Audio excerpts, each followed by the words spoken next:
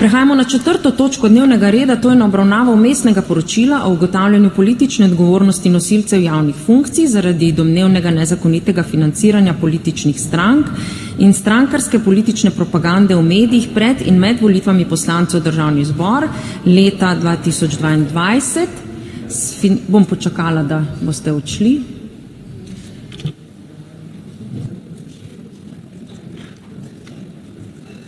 Prehajamo na razpravo o vmesnem poročilu in o bistvenih ugotovitvah, ki jo bomo opravili na javnem delu seje. Spoštovane poslanke in poslanci, spoštovani predstavniki javnosti, vsi, ki nas gledate.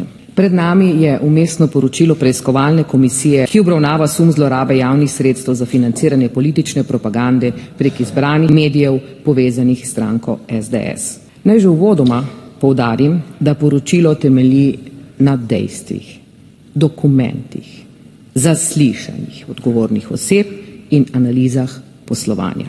Ugotovitve, ki jih podaja komisija, so skrb vzbujajoče, ne samo zaradi političnih posledic, ampak predvsem zaradi sistemske grožnje temeljem demokracije. Poročilo v prvem sklopu povzema ugotovitve o medijski mreži povezani z SDS. Komisija je izbrala obsežen nabor dokazov, da politična stranka SDS neposredno ali posredno obvladuje medije Nova24 TV in Demokracija, tako preko lastništva kot kadrovanja in uredniškega nadzora. Ti mediji so v obdobju 2020 do 2022 delovali izključno v korist SDS, brez kritične distance do takratne vlade in sistematičnim napadanjem opozicije. Povedno je, da preiskovalna komisija ni mogla najti niti enega kritičnega članka o stranki SDS. Analize medijskih vsebin in javno dostopne raziskave kažejo, da ti mediji niso spoštovali osnovnih novinarskih standardov. Širili so dezinformacije, manipulirali z dejstvi, pogosto zlonamernimi cilji politične diskreditacije. Preiskovalna komisija si je pri tem postavila vprašanje, od kje sploh denar za to propagando, kdo bi to financiral. In ugotovili smo, da večina sredstev prihajala iz dveh virov. Javna sredstva državnih podjetij, usmerjena preko oglaševanja v politično lojalne medije, in sredstva z Madžarske, povezana s političnim krogom premierja Viktorja Orbana. Posebno pozornost si zasluži vloga Telekoma Slovenije, ki je po prevzemu oblasti strani SDS sklenil večmilijonsko pogodbo z Novo24 TV. Pogodbo, ki jo je predtem zavračal kot poslovno nesmiselno.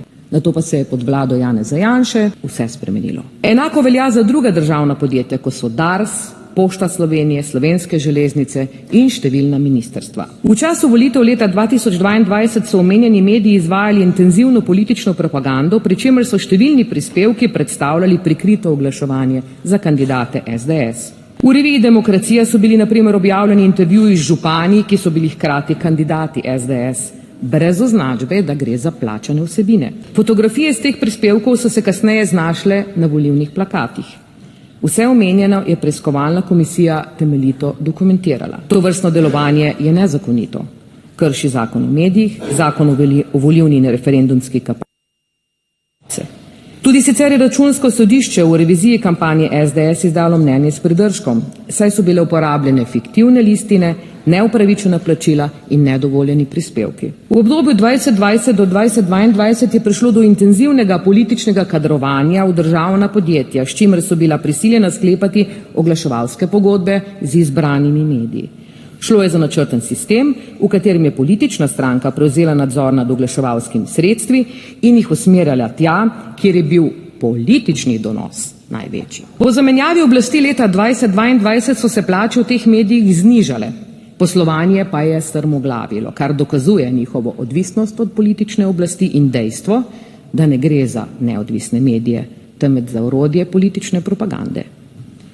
Posebej opozarjam še na eno dimenzijo zlorabe javnega denarja, ki jo je preiskovalna komisija, to je namensko financiranje podjetij za vzdrževanje vodotokov, razkrila in kjer so sredstva namesto v zaščito ljudi in okolja končala v medijskih podjetjih povezanih z SDS. Komisija je ugotovila, da je skupina podjetij Nivo, ki je v času Janševe vlade prijela občutno višja sredstva države za vzdrževanje vodotokov, istočasno nakazovala denar medijem povezanim z SDS, zlasti družbi Nova obzorja, izdajateljici revije Demokracija. Ugotovili smo, da so bila ta nakazila izvedena brez jasnega poslovnega interesa, pogosto brez realne oglaševalske protiusluge in da so se sredstva, namenjena za javno varnost in preprečevanje poplav, v praksi uporabila za financiranje politične propagande. Še več. V istem obdobju so ti mediji povečali objave vsebin, ki so promovirale SDS, kar potrjuje vzročno-posledično povezavo med javnim denarjem in političnim oglaševanjem.